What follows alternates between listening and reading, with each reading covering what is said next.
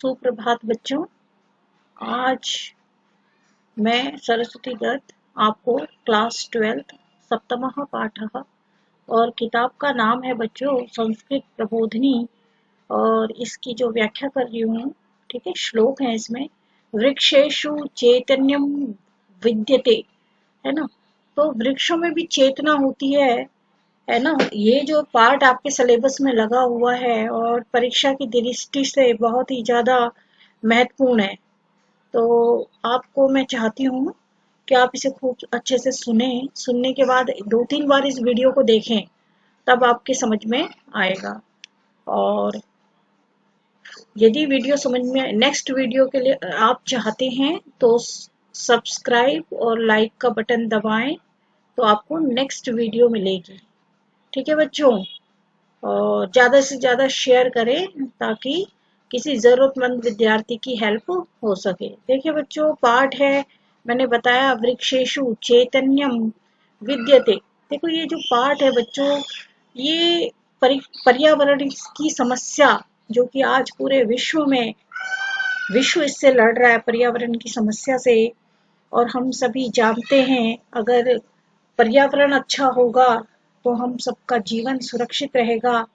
और अगर पर्यावरण के साथ मनुष्य इतनी छेड़छाड़ कर रहा है और पर्यावरण को अगर नष्ट करते रहे, पशु पक्षियों को मारते रहे, पेड़ पौधों को काटते रहे, पन्नियों का ज्यादा से ज्यादा प्रयोग करते रहे, तो एक समय ऐसा आएगा कि मनुष्य टेक्नोलॉजी में उन्नति करेगा, परंतु जीवन के लिए जिंदगी उसके पास नहीं होगी।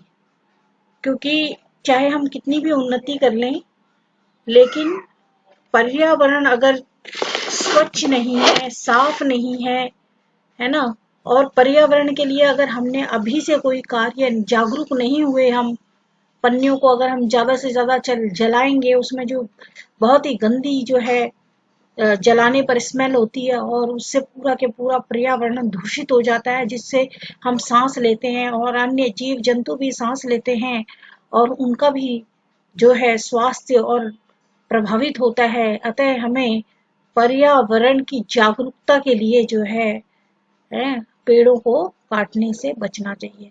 और ये आज से 5000 वर्ष पूर्व हमारे एक ऋषि हुए, भृगु ऋषि, उन्होंने पहले ही ये बात बताई कि वृक्षों में भी जान होती है, वृक्षों में भी चेतना होती है, और वो सूंघते हैं, देखते हैं, ठीक है, और स्पर्श उनको महसूस होता है, और वो खाना भी खाते हैं, और इसके साथ साथ उनमें उनको दर्द भी होता है, वो सुख दुख को भी अनुभव करते हैं। ये आज से 5000 वर्ष पूर्व भृगु ऋषि ने बता दिया था।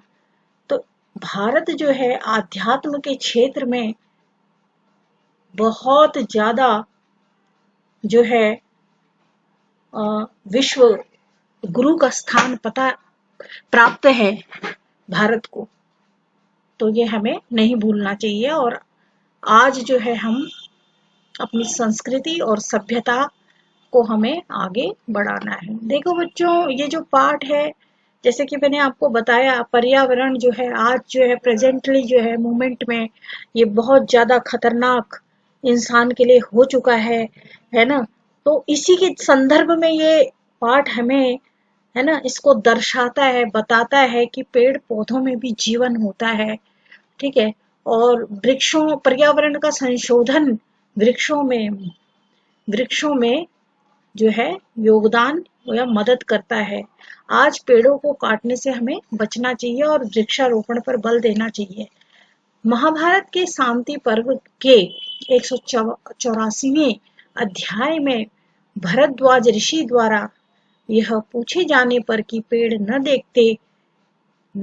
देखते हैं, न सुनते हैं, और ना ही गंध और रस आदि यानी स्वाद का अनुभव करते हैं, साथ ही स्पर्श भी नहीं जानते। ऐसा कौन कह रहे हैं? भरद्वाज ऋषि कह रहे हैं। किससे कह रहे हैं? भृगु ऋषि से कह रहे हैं।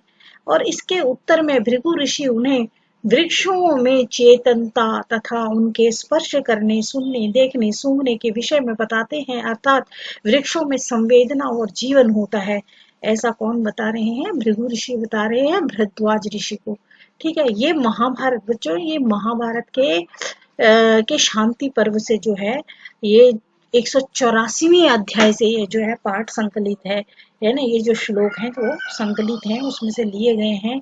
और ऐसा ही जो है हमारे जो वैज्ञानिक है जगदीश चंद्र बसु, उन्होंने भी अपने प्रयोगों के द्वारा सिद्ध किया। अतः मनुष्य मात्र का कर्तव्य है कि यह वृक्षों के प्रति संवेदनापूर्ण आचरण करे। ठीक है बच्चों, ये नहीं जाते जाते किसी डंडी को तोड़ डाला, फूल को कुचल दिया, मसल दिया, पेड़ की पत्ती को तोड़ लिया, तुम्हें जरूरत भी नहीं है, फिर भी अनायास ही मजे मजे में जो है उसकी पत्ती को मरोड़ दिया और उसके फूल पत्ते सब नष्ट कर दिए और उसको काट दिया। ऐसा जो है आवश्यकता ना होने पर ना करें, बिल्कुल ना करें, और दूसरों को भी बताएं। ऐसा करना असभ्यता की निशानी है। ठीक है, देखिए बच्चों, और एक जो आंदोलन था, वो आंदोलन क्या है? गौरा देवी जो है, उन्होंने, उत्तराखंड की गौरा देवी थी, उन्होंने चिपको आंदोलन, पेड़ों से चिपक गई वो। ठीक है, और चिपको आंदोलन किया था। जैसे कि मैती आंदोलन, एक जीके का भी प्रश्न बनता है कि इसी संवेदना की अनुभूति का परिणाम है ये। ठीक है, उन्होंने जो है पेड़ों की रक्षा के लिए जो है एक आंदोलन चलाया, और वो अपने मैती आंदोलन के नाम से भी वो प्रसिद्ध है। और इसी संवेदना की इसमें इसमें जो है अनुभूति का ये परिणाम है। ठीक है बच्चों, मैं आशा करती हूँ आप कभी भी बिना जरूरत के पेड़ पौधों को नुकसान नहीं पहुंचाओगे, उनको नहीं तोड़ोगे, नहीं मसलोगे, नहीं फेंकोगे इधर उधर। ठीक है, अब देखिए, इसलिए कालिदास ने भी प्रायः अपने सभी ग्रंथों में, कालिदास भी संस्कृत के महान विद्वान कहे जाते हैं। और कालिदास के बारे में आपको पता है कि एक कहानी भी प्रचलित है, उनको महामूर्ख कह दिया था। और महामूर्ख पहले तो थे वो, लेकिन बाद में उन्होंने जो है अभ्यास करके अपनी विद्या को बढ़ाया और कई ग्रंथों की रचना की, जिसमें अभिज्ञान शाकुंतलम है, ठीक है, मेघदूतम है, और बहुत सारे ग्रंथ, अग्निहोत्री, बहुत सारे ग्रंथ लिखे उन्होंने फिर। ठीक है, तो इसलिए कालिदास ने भी प्रायः वृक्षों और हिरणों को दत्तक पुत्र का स्थान दिया है बच्चों।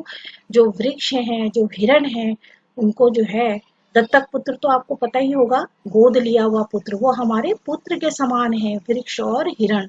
ठीक है, अब जो 10 पुत्र समूह वृक्ष, मतलब 10 पुत्रों के समान एक वृक्ष पुत्र होता है।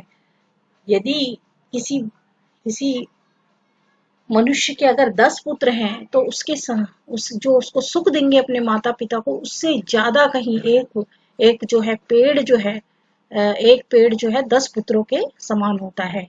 ऐसा जो है एक सूक्ति भी है, क्योंकि वह वृक्ष हमें बहुत अधिक लाभ देता है। ठीक है, उसके फल होते हैं, उसके फूल होते हैं। जितना 10 पुत्र अपने माता पिता को लाभ नहीं देते, उतना एक वृक्ष हमें लाभ देता है। पहला श्लोक देखें बच्चों, है ना, पहला श्लोक, ऊष्मतो मल्यायते वर्ण स्वतक फलम पुष्पे मेव च, है ना। ऊष्मतो मतलब गर्मी से, मल्यायते मतलब कुम्हलाता है, वर्ण पत्ते का रंग, स्वतक त्वचा या पेड़ की छाल कह सकते हैं। त्वचा तो मनुष्य की हो गई, ठीक है, लेकिन पेड़ के लिए अगर हम वृक्ष के लिए इस्तेमाल कर रहे हैं तो छाल हो गई, फलम फल हो गया, और पुष्पमेव फूल हो गया। अब यहाँ देखो बच्चों, यहाँ देखो, मल्यायते, मल्यायते का मतलब बताया मैंने, कुंभलाते हैं, है ना, कुंभलाते हैं। शीर्ष्यते, शीर्ष्यते मतलब झड़ जाता है, गिर जाता है। चापी, चापी और भी, स्पर्शः, च देखो, स्पर्शः छूना, महसूस होना, और उसके बाद है स्तेना न, स्तेन अत्र विद्यते। देखिए बच्चों, ये म भा सा प का अर्थ है महाभारत के शांति पर्व से। देखिए बच्चों, अब मैंने इसके शब्दार्थ आपको करा दिए हैं। अब देखें इसकी व्याख्या देखें। गर्मी के कारण, ठीक है, उष्मताओं का अर्थ होता है बच्चों गर्मी, गर्मी के कारण मल्यायते मतलब बताया अभी मैंने, है ना। मल्यायते मतलब मुरझा जाते हैं, ठीक है ना, कुम्भला जाते हैं गर्मी के कारण। वृक्ष की जो छाल होती है बच्चों, जो बाहर की उसकी जो बाहर से उसके लगे हुए होती है उसको छाल बोलते हैं। उसके जो फूल होते हैं, उसके जो फल होते हैं और जो वो पत्ते होते हैं, है ना, गर्मी जब उनके अंदर जाती है, गर्मी जब जाती है तो उसके फल फूल पत्ते और जो है वृक्ष की छाल, ये सब कैसे हो जाते हैं, कुम्भला जाते हैं, मुरझा जाते हैं और बिखर जाते हैं। इसलिए कहा जाता है, भृगु ऋषि कहते हैं कि वृक्षों में स्पर्श होता है, क्योंकि गर्मी ने जब वृक्षों को स्पर्श अर्थात वृक्ष को छुआ तो फल फूल पत्ते सब मुरझाकर गिर गए। तो इससे क्या सिद्ध होता है बच्चों, कि वृक्षों में स्पर्श की अनुभूति होती है, पाई जाती है।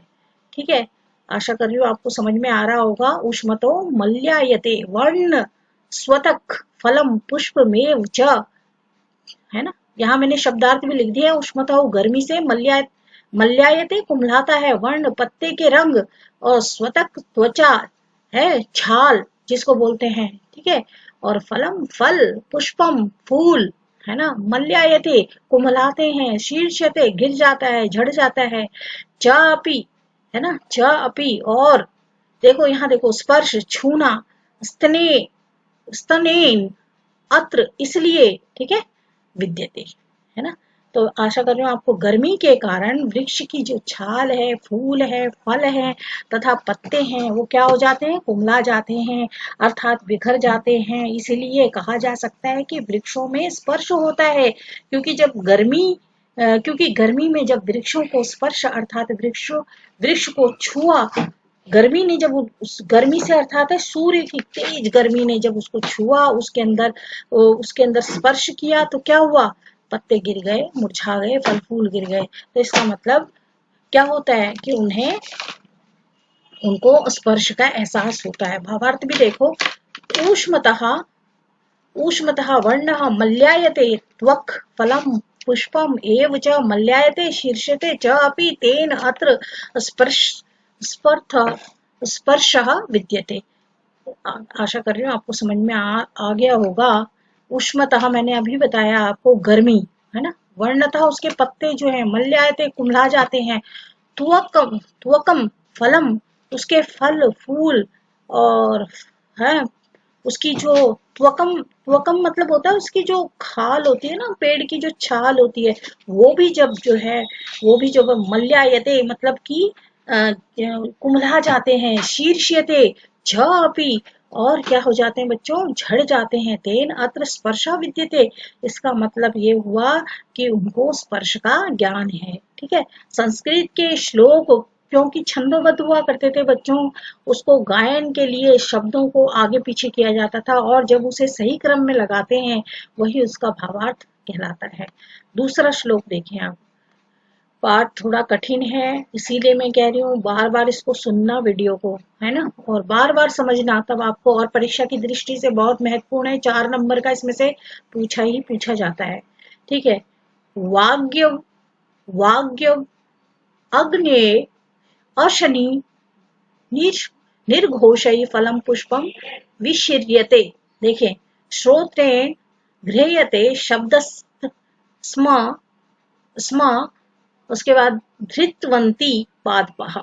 इसका वो देखें बच्चों, इसको हम तोड़ लेंगे इस शब्द को, है ना। वाय वाय वाय मतलब वायु, ठीक है ना। यहाँ देखो, अग्ने अग्नि, फिर देखो बच्चों शनि, है ना, तो ये हो जाएगा अशनि। अशनि मतलब आकाश में जो बिजली कौंधती है जोर जोर से, है ना, गर्जन होती है, जो वज्र की तरह गर्जन। निर्घोषई मतलब शब्दों से, जो जोर जोर से आवाज होती है उसको ही बोला है, शब्दों से, ठीक है। इसमें 3 चीज हो गए हैं, वाग्य मतलब वायु है, वग्न वग्ने वग्ने मतलब अग्नि, अग्नि हो जाएगा अग्नि। अशनि अशनि मतलब बिजली की जो गर्जन है।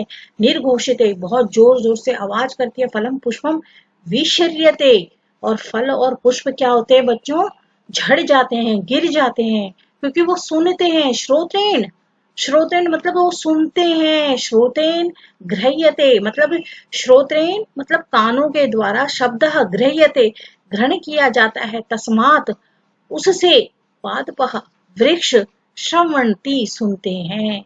ठीक है, अब आपको मैं इसकी व्याख्या देखें बच्चों। वायु अग्नि पृथ्वी की वायु अग्नि आकाश की जो बिजली होती है उसकी जो आवाज होती है शब्द की, शब्दों के द्वारा, ठीक है, जब जब वायु चलती है तो कैसी कैसी भयानक होती है आवाज, आंधी तूफान की आवाज आती है। और जब जंगल में आग लग जाती है तो ये कैसे कैसे करते हैं, तो इनके द्वारा बहुत ही जोर जोर से आवाज होती है, बिजली की गर्जन होती है, उससे क्या हो जाते हैं, है ना, फल और पुष्प टूट कर क्या हो जाते हैं, टूट जाते हैं और कान से शब्द ग्रहण किए जाते हैं, वृक्ष सुनते हैं। भृग भृग ऋषु, है ना, भृगु ऋषि अर्थात वृक्ष सुनते हैं तभी वे टूट जाते हैं, इससे सिद्ध होता है। भृगु ऋषि ऐसा कहते हैं कि वायु अग्नि और आकाश की जो बिजली की जो आवाज होती है, वायु जब आंधी तूफान आता है और अग्नि जब जंगल में आग लग जाती है और अशनि बिजली की गर्जन होती है, निर्घोषई निर्घोषई जोर जोर से आवाज आती है, तो इसका मतलब है वृक्ष उसको सुनते हैं। श्रोतेन शब्देन शब्द ग्रह्यते, उस शब्दों को सुनते हैं जिससे क्या होता है, तस्मात उससे, पादपः वृक्ष श्रवन्ति सुनते हैं और उनके क्या हो जाते हैं, फूल और पुष्प विश्रियते, विश्रियते मतलब कि गिर जाते हैं, टूट जाते हैं। आशा कर रही हूँ आपको समझ में। आग हवा आकाश की बिजली, बिजली मैंने बताया ना वज्र की तरह वो उसकी आवाज होती है, जैसे कि किसी ने वज्र की तरह आवाज के द्वारा वृक्ष क्या हो जाते हैं, टूट जाते हैं। अर्थात अर्थात इनकी आवाज से वृक्ष अपने आप टूट जाते हैं।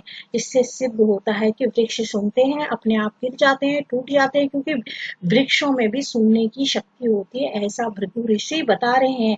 जैसे एक पत्थर है बच्चों, निर्जीव चीज है, पत्थर है, वो एक ही जगह पर है, वैसा के वैसा ही पड़ा है, कितने ही आंधी तूफान कुछ भी हो जाए, आग लग जाए, बिजली की कितनी सी जोर जोर से गर्जन हो जाए, पर क्या है, वो पत्थर वहीं के वहीं पड़ा रहेगा। लेकिन वृक्ष क्या होते हैं, टूट कर गिर जाते हैं। इससे यह पता चलता है कि उनमें चेतनता है, उनमें वो सुनते हैं। अगला देखें बच्चों, वल्ली वल्ली वेष्ट्यते, यहाँ देखें, वल्ली वेष्ट्यते वृक्षम सवर्त च चैव गच्छति। देखो वल्ली मतलब होता है बेल, है ना, बेल मैंने लिखा है ना, बेल होती है पतली पतली सी जो वृक्ष के चारों ओर से लिपटी रहती है ना। वेष्ट्यते, वेष्ट्यते मतलब उसकी चारों ओर लिपट जाती है वृक्ष के। फिर कह रहा है सर्वत्र चैव गच्छति, है ना, उसके चारों ओर चलती जाती है।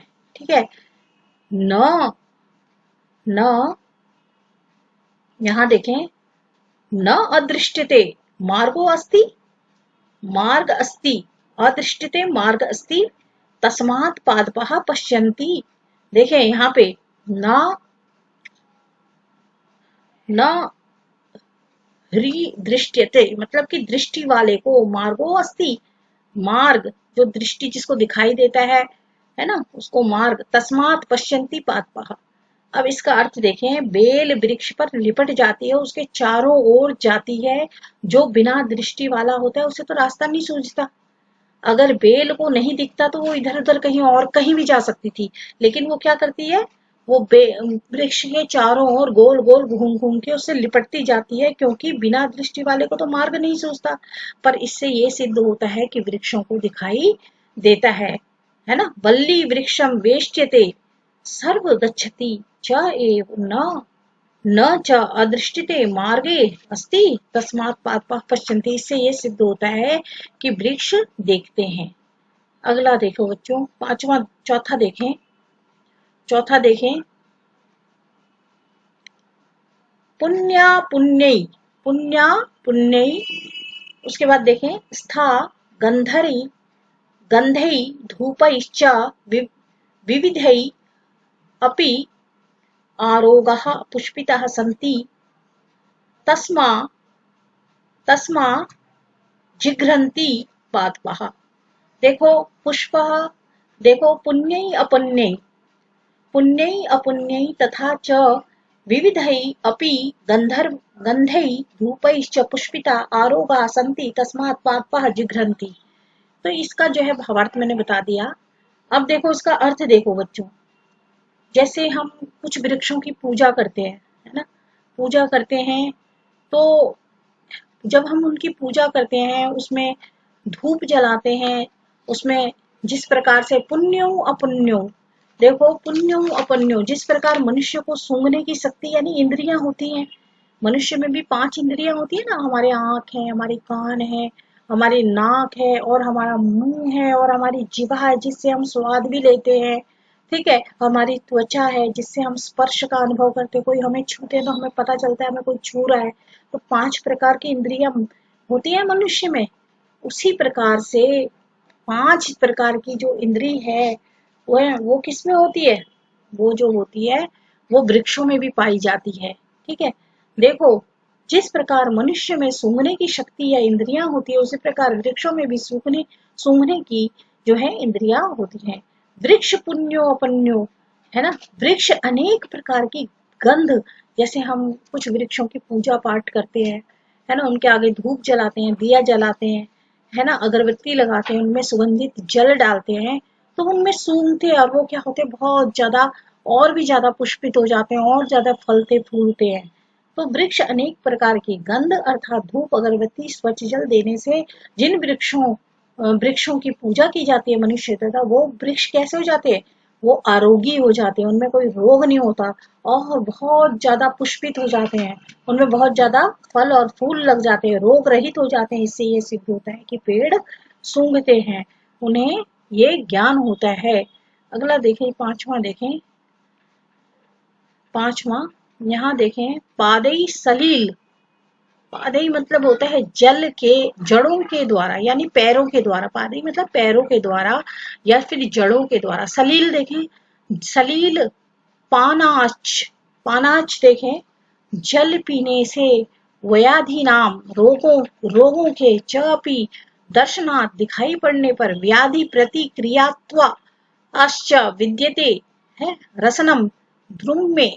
देखो अन्वय देखो एक बारी, पादै सलीलम पादै सलीलम सलील पादपानान् नाथ व्याधीनां च अपि दर्शनात् व्याधि प्रतिक्रियात्वात् न द्रुमे रसम विद्यते।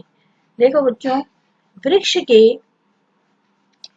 वृक्ष के पैरों के द्वारा अर्थात उसके अंदर उसकी जड़ होती है ना, उसी को पैर कह दिया है। जल पीने के कारण, रोगों के दिखाई पड़ने के कारण और रोगों के उपचार के कारण उसमें स्वाद लेने की शक्ति होती है, इंद्रिय विद्यमान होती है। देखो क्योंकि ये कैसे पता चलता है, क्योंकि पेड़ की जड़ में जब औषधि डालने पर वो ठीक हो जाता है। ठीक है, जैसे उसमें रस इंद्रिय विद्यमान अर्थात उसकी जीव होती है। अगर उसमें पेड़ में आप गंदा पानी डालोगे ना, गंदा पानी डालने से क्या होगा, वो उसमें वो पेड़ खराब हो जाएगा, वो स्मेल आने लगेगी, वो सड़ने लगेगा, उससे रोग हो जाएगा, है ना। जैसे कोई फिनाइल डाल दिया या बहुत गंदा पानी डाल दिया या साबुन का पानी डाल दिया, उससे क्या हो जाता है, वो उसको गंदगी गंदगी हो जाती है जिससे कि उसे रोग लग जाते हैं, पेड़ या पौधा जो है वो मुरझा जाता है। अगर उसकी जड़ में औषधि डालते हैं तो उससे उसकी बीमारी हट जाती है। अब उसकी बीमारी तो हट गई बच्चों, उसकी बीमारी हट गई तो इससे क्या सिद्ध हुआ, इससे क्या सिद्ध होता है, इससे ये सिद्ध होता है कि जल पीने के कारण वो जड़ जो पेड़ जो है जल को पीता है, पैरों के पैर जो होते हैं उसके पैरों द्वारा यानी जड़ों के द्वारा वो जल पीता है। देखें बच्चों आगे, आगे छठा देखें, छठा देखिए, वक्त्रेणौ वक्त्रेणौ उत्पलनालेन। ठीक है, यथो इसका अर्थ है कमल के फूल की नाल से यानी पंकजेन, है ना, है ना। वक्त्रेणौ, वक्त्रेणौ का अर्थ होता है मुख द्वारा। उसके बाद एक शब्द आ रहा है तपल, तपल इसको ये बन जाएगा उत्पल्लानेन, है ना। उत्पल नालेन का अर्थ होता है कमल के फूल की नाल।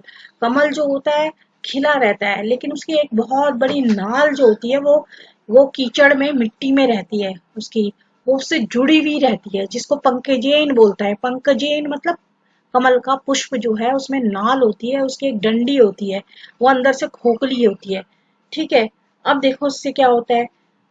यथो ऊर्ध्वम, ऊर्ध्वम मतलब होता है कि वो ऊपर की ओर, जल मादेत यानी आदतेन ग्रहण करता है, और तथा पवन संयुक्ता वायु से युक्त होकर पादे पीबती पादपहा।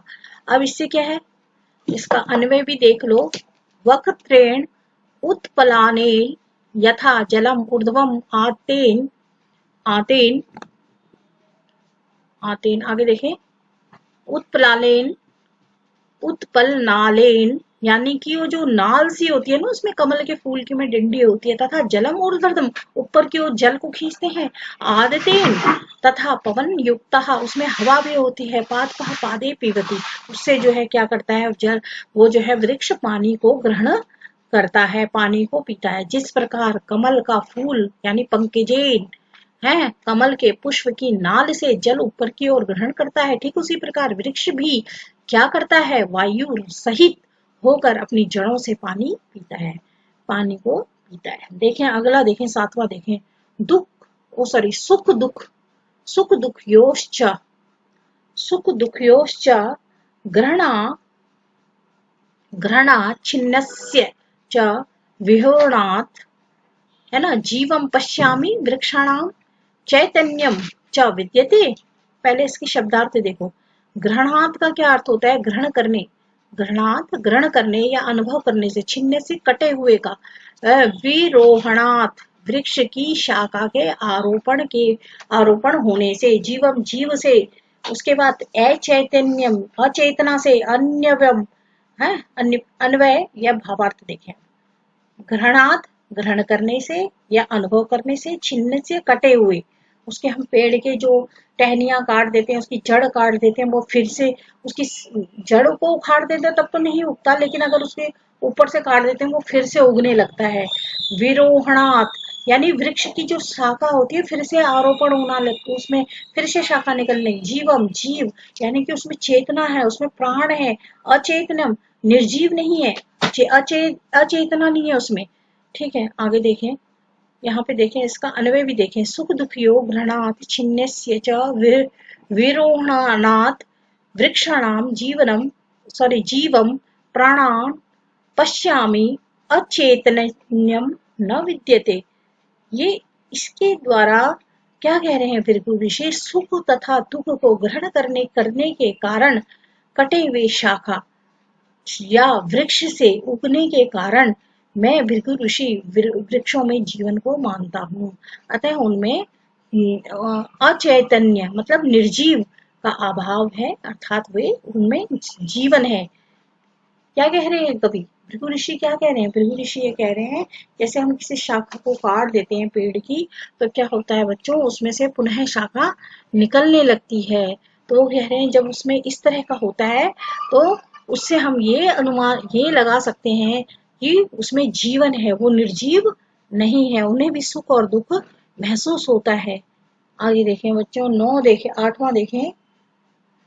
तेन तद जल मादर जर, यहाँ देखें, तेन तेन आदतम तत् जलम, तेन तेन आदतम, इसका बन जाएगा आदतम, ठीक है, तेन आदतम है, तत् जलम अग्नि मारुतौ जर्यति आहार परिणाम मात च स्नेह वृद्धि न जायते। इस देखिए, तेन तद जल मादतम जर जर्यत जर्यता अग्नि मारुतौ आहार परिणामश्च स्नेहु वृद्धिश्च जायते। अब देखो इसका हिंदी शब्दार्थ देखो।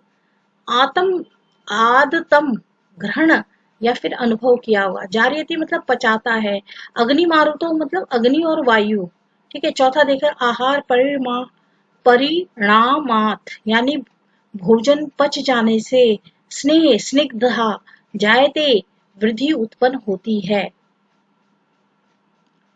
यहाँ देखें, वृक्षों द्वारा जल को ग्रहण किया जाता है। ठीक है, जल और अग्नि, अग्नि से मतलब आग से नहीं है, सूर्य के प्रकाश से है। वायु से वृक्ष अपने भोजन को क्या करता है, पचाता है। अर्थात जड़ होती है ना उसकी, पेड़ों के नीचे जड़ होती है, जड़ के द्वारा उसमें उसमें जल होता है, प्रकाश, सूर्य का प्रकाश होता है। जैसे प्रकाश संश्लेषण है ना, प्रकाश के द्वारा वो भोजन कैसे बनाते हैं, भोजन पचाता है वायु से, वृक्ष अपने भोजन को पचाता है। इसके पश्चात उसमें वृद्धि होती है। इसके बाद जो है वो वृक्ष क्या होता है, बढ़ने लगता है। जैसे यदि हम किसी पौधे को अंधेरे में रख देंगे, उसे ना धूप देंगे ना रोशनी देंगे, क्या होगा, पौधा है वृद्धि नहीं करेगा, उग नहीं पाएगा वो है। आगे देखें, नौवां देखें, देखें नौवां। इसके बाद जड़, जड़ ये आप बुक से देख लेना बेटा, संस्कृत प्रबोधिनी का 7वां पाठ है, क्लास 12 है। इसमें जरा साफ नहीं आया ये है। जड़ गगना, गगना नाम, जड़ गमनानां च सर्वेषां शरीरे शरीरे पंच धावतः धातवः पंचधातवः प्रत्येकेशः प्रत्येक प्रत्येकशः प्रभिन् प्रभिन्यद्यते यै शरीरे विचेष्टते।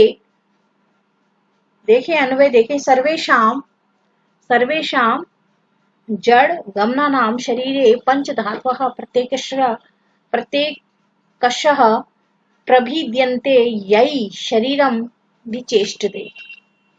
यहाँ पे अर्थ देखें, इसका शब्दार्थ देखें। यहाँ पे पहला जो है जड़गम, जड़गम का अर्थ होता है य गति करोति गतिमानः, गति या चेतना युक्त, इसको है जड़ जड्य जड्यगम बोलते हैं। पंचधातुआ 5 पदार्थ होते हैं, भूमि, जल, अग्नि, आकाश और वायु। प्रत्येक प्रत्येक एक एक करके प्रभिद्यन्यते, पृथक दृष्टिगत होते हैं, अलग अलग दिखते हैं, है ना, पृथक दृष्टिगत होते हैं। प्रत्येकशः प्रत्येक एक एक करके। आगे देखें, विचेष्टते चेष्टा करता है। अब हिंदी देखें इसकी। सभी गतिशील प्राणियों में पंच धातु है, पंच धातु सजीवनी, यानी सभी सजीव प्राणियों का शरीर जिसमें 5 पदार्थ भूमि, जल, अग्नि, आकाश और वायु, ये एक एक करके अलग अलग दृष्टिगत होते हैं, जिनके द्वारा शरीर क्या करता है, हमारा चेष्टा करता है। चेष्टा मतलब शरीर गतिशील रहता है। तो ऐसे ही सभी गतिशील प्राणियों में पंचधातु सभी सजीव प्राणियों का शरीर जिसमें 5 पदार्थ भूमि, जल, अग्नि, आकाश और वायु एक एक करके अलग अलग दृष्टिगत होते हैं, जिनके द्वारा शरीर चेष्टा करता है, मतलब शरीर गतिशील रहता है। हमारा ये जो शरीर है ये गतिशील रहता है। आशा कर रही हूँ आपको समझ में आ रहा होगा। और बच्चों, एक ये श्लोक है और आपका 6 नंबर का आता है श्लोक, तो मैं इसे आपको याद भी करना है क्योंकि पेपर में अर्थ भी लिखने के लिए आएगा। तो देखें, क्रोधा क्रोधा भवन्ति समाहो सम संभो संभो हत्वा स्मृति विब्रह्मः विब्रह्मः स्मृति है भ्रशाद बुद्धिनाशो बुद्धिनाश नास्त प्रणशयति। देखो, क्रोधा भवति, क्रोध से उत्पन्न, सम्मोह, मोह और मोह से स्मृति, और स्मृति से विभर, भ्रम हो जाता है। देखो, क्रोध से उत्पन्न होता है, क्रोधात भवन्ति सम्मोह स्मृति भी ब्रह्म, और मोह और क्रोध से उत्पन्न मोह और मोह से स्मृति विभ्रम हो जाती है, हट जाती है। हमारी क्रोध के कारण हमारे को मोह हो जाता है, मोह से हमारी जो है स्मृति जो है, याददाश्त जो है वो विभ्रम विभ्रम मतलब कि हट जाती है। स्मृति के भ्रमित होने पर बुद्धि का नाश हो जाता है और बुद्धि के नाश होने से वह मनुष्य को जो है मनुष्य जो है स्वयं ही नष्ट हो जाता है। इसलिए क्रोध से हमें बचना चाहिए। स्मृति, ठीक है, ये आपको याद कर लेना है। स्मृति भ्रमशाद बुद्धि नाशो, और स्मृति के कारण क्या होती है, हमारी बुद्धि का नाश हो जाता है। और प्रणय और बुद्धि नाश प्रणयष्टि, और बुद्धि के नाश होने से स्वयं मनुष्य का ही नाश हो जाता है, मनुष्य ही नष्ट हो जाता है। तो हमें गुस्सा नहीं करना चाहिए। इस क्रोध इसको जो है आपको श्लोक को याद कर लेना है। आशा करती हूँ आपको समझ में आ रहा होगा। ये पाठ से ये अलग है। आपको 6 नंबर का आता है ना श्लोक संस्कृत में लिखने के लिए, और भी करवाऊंगी। और वो कहते हैं कि किताब या प्रश्न पत्र में आया हुआ श्लोक नहीं होना चाहिए, ठीक है ना। तो इसीलिए ये अलग से याद करना, फिर मैं और भी श्लोक करा दूंगी। अभी इसको याद करो, अगर कठिन लगेगा और करा देंगे। आशा कर रही हूँ आपको समझ में आ रहा होगा। और ये जो पाठ है थोड़ा सा कठिन भी है, और इसकी काफी कई जगह साफ लिखा नहीं है। मेरे हाथ से लिखा है, लेकिन कई जगह धुंधला भी आया है। इसका मैं पीडीएफ आपको भेजूंगी, और आप उसमें अच्छे से पढ़ लेना। और इसको काफी बार देखना बच्चों वीडियो को, तभी समझ में आएगा आपको, क्योंकि थोड़ा कठिन पाठ है। और इसमें से प्रश्न उत्तर भी महत्वपूर्ण है। प्रश्न उत्तर हम नेक्स्ट पार्ट में आपको कराएंगे, ठीक है। इसी के साथ मैं अपने शब्दों को विराम देती हूँ। और सरस्वती दत्त करके ये चैनल है, इसको लाइक और सब्सक्राइब करें। और नेक्स्ट वीडियो अगर आप चाहते हैं, और ज़्यादा से ज़्यादा शेयर करें, ठीक है। इसी के साथ धन्यवाद। जय भारत, जय हिंद, जय भारत।